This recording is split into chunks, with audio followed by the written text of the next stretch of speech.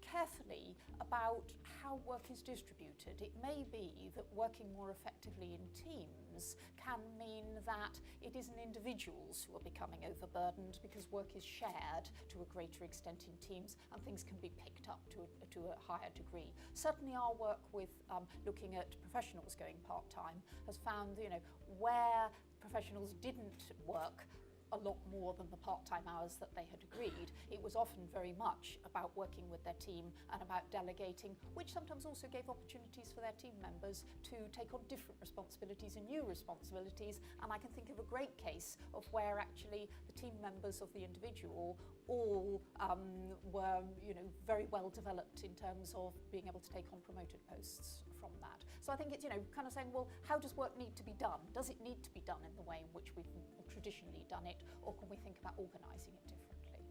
I think this is very much something that we're working on. It's giving people the ability as people managers to really encourage those conversations about outcome-based goals and saying, okay, what's the outcome that you're looking to achieve here from this piece of work, and then almost giving them the permission to be able to contract either with a client, because a lot of our work is fee earning, with a client to say, these are the hours that I choose to work, can I contract with you around that, so that the client is aware of what the person is doing and how they're working, so that they can be accommodating towards it. So it's that transparency, and it's making it okay, and the more we create the experiences that enable that to be okay, I think the more that our people will start to trust us.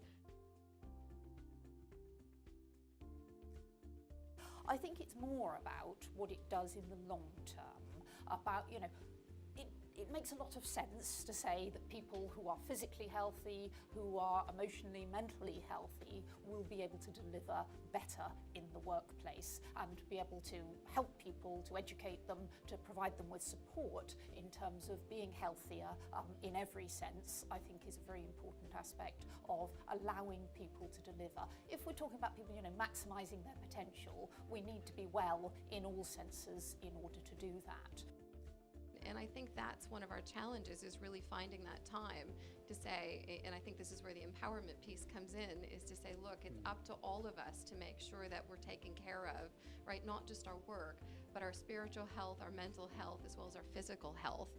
And that's something, as part of the work that we're doing here at Grant Thornton, is looking at introducing a new leadership model that focuses on all areas of health. And we do that today, so it's not something new, but we're going to be much more explicit about it to say, look, we know you work hard, we know you put in long hours, and again, we want to empower you to take that time that you need, right, to take care of yourself as well. And so we are looking at putting in place new policies and some benefits around being able to take advantage of that.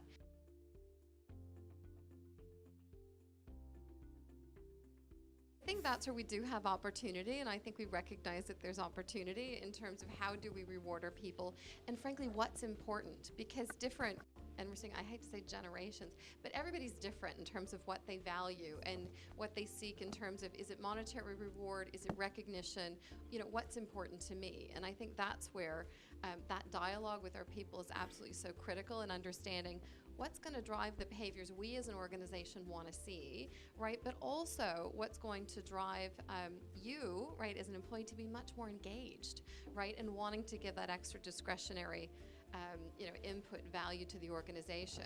So that's where, the work that we're doing is really to explore what is important to our people, and going back and looking at, and this is something we are kicking off, is actually looking at our reward more broadly to say, are we hitting the mark, right? Are we being distinctive and differentiated in the market, right? How are we standing out?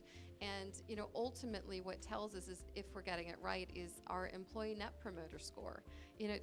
Do our people really recommend us as a place to work? And so that's the type of work that we're doing.